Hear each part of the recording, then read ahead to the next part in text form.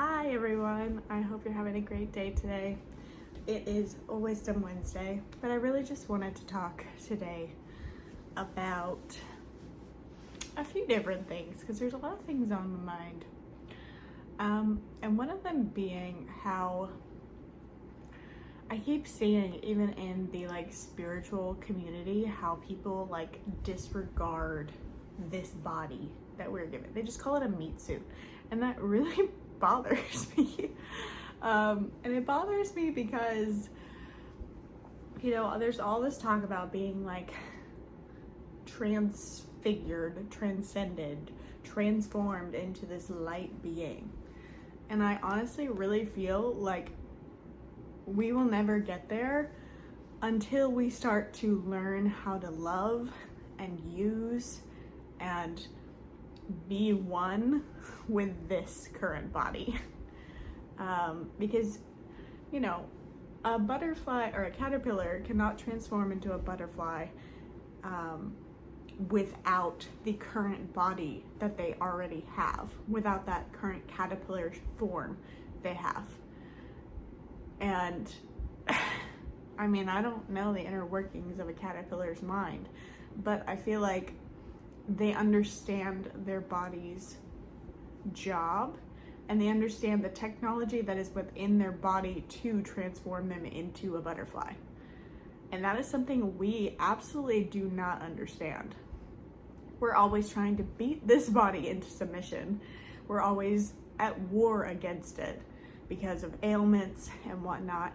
But I honestly believe that your body is your perfect roadmap to transforming, transfiguration, transcending into this light being. I mean, if you think about it, most of the, if not all, of the ailments that we have are genetic, which just means it's stored in your DNA from a relative down the line. So it's something that they did to cause that to happen in their body. I believe birthmarks are a passed down scar of something that probably traumatically happened in in your genealogy and your family's generational line.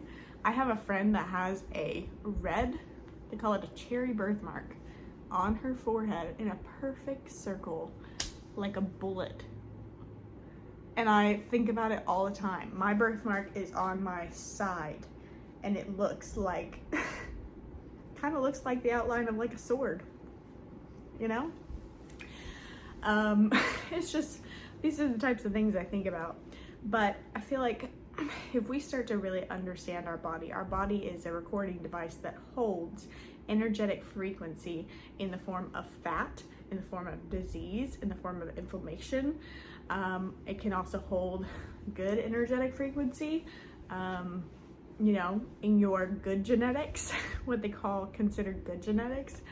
Some people age more gracefully than others. And I honestly feel like that is because they probably didn't have the same type or as much crap in their generational line. And when I say that, I mean, we don't really know what the people before us did or their thought process were, but it's scientifically proven that whatever your brain thinks, your body doesn't know the difference between you thinking something and you actually doing it. So if you're in constant stress, fear, negative headspace, your body feels and thinks that you're in this high survival of the fittest environment that it has to protect itself from all the time to stay alive.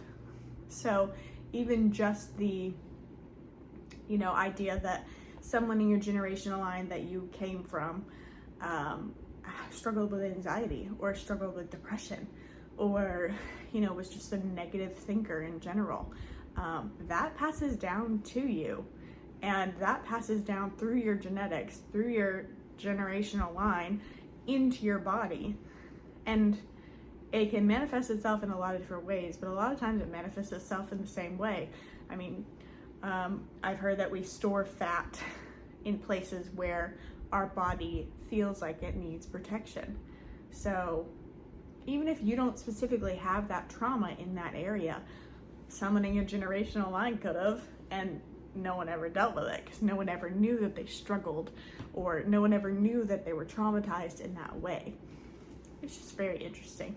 But I'm a firm believer that our body is the perfect roadmap to our healing, and we need to learn to befriend it and work with it and listen to it as if it were an actual being, because if you think about it, it's how we interact with this 3D world. So it's its own entity. I mean, that's why there's body, soul, spirit. They're not the same. They're all different. They all have different names. They're all different entities. So we need to treat it accordingly. It's like I hear people talking about their spirit or their higher selves. They treat that accordingly. They kind of put that on a pedestal. When I really believe that, you know, it's all about them all three working together properly, and one is not in submission to another. It's kind of like the idea of marriage. You know, a woman was never meant to be under a man. They were meant to rise up together and work together equally, doing their own specific parts. I feel it's the same way with body, soul, and spirit. And if you think about it, your soul is the only one that supposedly needs saving. And if that's true, then your spirit and your body are on a level playing field. Your soul's the one that's got to kind of get up to par with them. So your spirit was created perfectly, so was your body. I mean, if you think about it, think about all the crazy crap and all the craziness we do to our bodies, and we're still alive. All the things that we are literally like poisoned by in our atmosphere, in our environment, we all know those things. All the things that we are awakening to these days. But just think about how we literally are still here after all of that. We're still here. It's just mind-blowing to me because, you know, we think that life is so fragile, but it's really not, because there's things constantly just being done to us on a daily basis.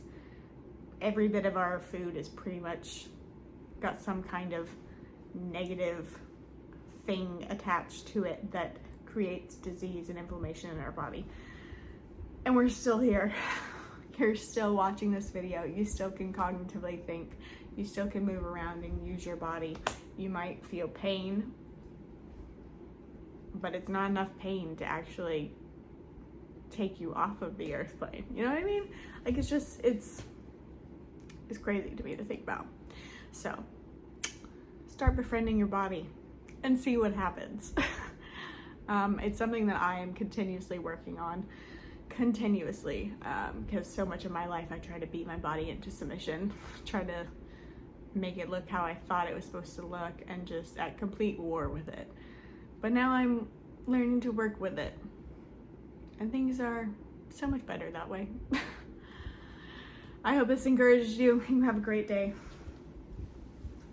Bye.